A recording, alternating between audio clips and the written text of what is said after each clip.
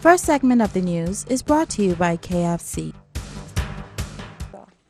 Good evening, everyone. I'm Akush Lapindo with your JCN News. It's always a pleasure having you with us. You'd think that amidst widespread allegations of Cuban detainees being abused at the Jamaica Road Detention Center, Cuban immigrants would stop coming to our shores. Well, not so. In fact, National Security Minister Bernard Nottage yesterday told reporters that maybe those Cubans looking to flee their homeland are strategically using this controversy as their prime opportunity to get into the Bahamas or a third country. I think that is a strategy, isn't it? What if you would recall when it was reported that Panama had agreed to take some of the asylum seekers and we did not respond. It was because while this was in the newspapers, there had been no approach by the government of Panama to the Bahamas. And one of the reasons why we were careful about that was that we didn't want it to appear to persons who are seeking refugee status that the Bahamas would be open country now. They could come and if they wait long enough, we'll get them to a third country. Because they're being in our country, there's a price for us to pay for that too. And so you may be right. I don't think that that's far-fetched. Now, at last count, there were 17 Cubans at the detention center, 14 of whom the Cuban government has agreed to take back sometime this week. 13 were apprehended in Grand Bahama yesterday morning, a number of whom are being housed in safe houses, and 2 are in custody at Her Majesty's prison as a result of disturbances at the detention center. Dr. Nottage says the government's in the process of spending more than $1 million to build 2 new detention centers, with talks in the works for a possible third. We are constantly being bombarded with illegal immigrants from outside of our country, who people expect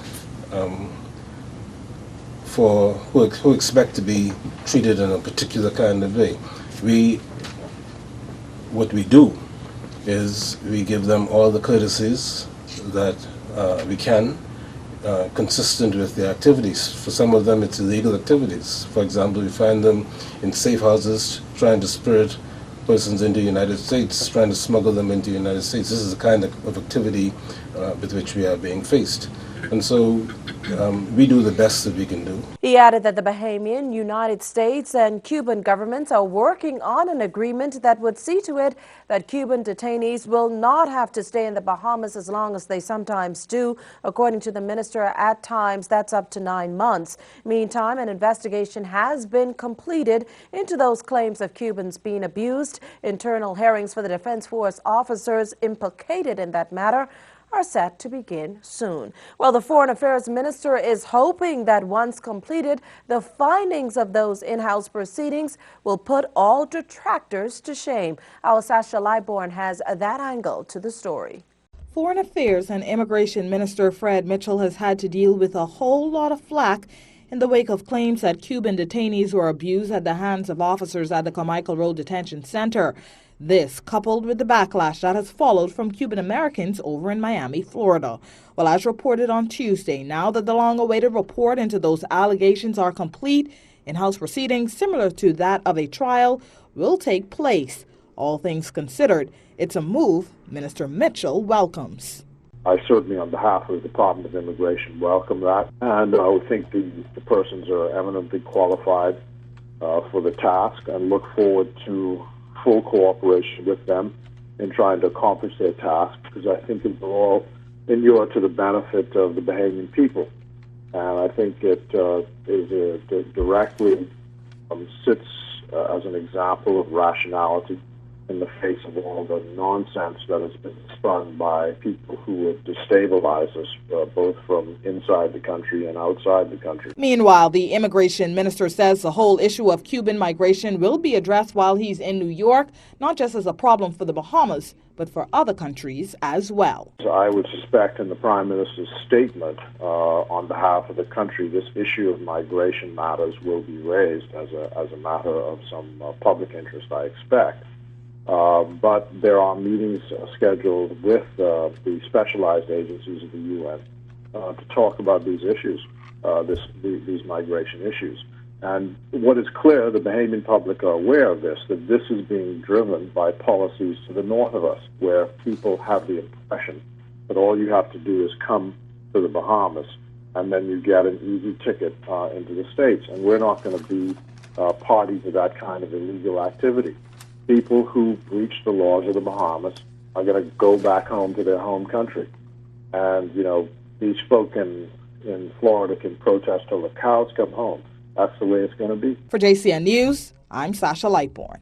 A former cabinet minister is tonight raising serious concerns about the Bahamas Petroleum Company, the only company licensed to drill for oil in Bahamian waters. Loretta Butler Turner, who is also the Free National Movement's deputy leader, says the Christie administration is keeping Bahamians in the dark when it comes to the oil company and its discussions.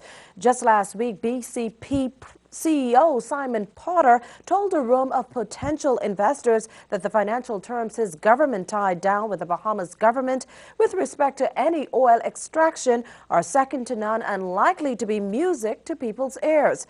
Mrs. Butler Turner called such comments troubling, and she's now questioning what those financial terms are. She says Bahamians have yet to vote on a referendum on oil exploration, but it seems the progressive Liberal parties are again putting foreign interest first and the Bahamian people last in terms of providing information and consultation on the Bahamas' potential oil resources. She also wants Prime Minister Christie and Deputy Prime Minister Philip Davis to disclose what they were paid to be consultants for BPC. She says oil exploration is a monumental decision for the country and must be approached with deliberation, accountability, and transparency.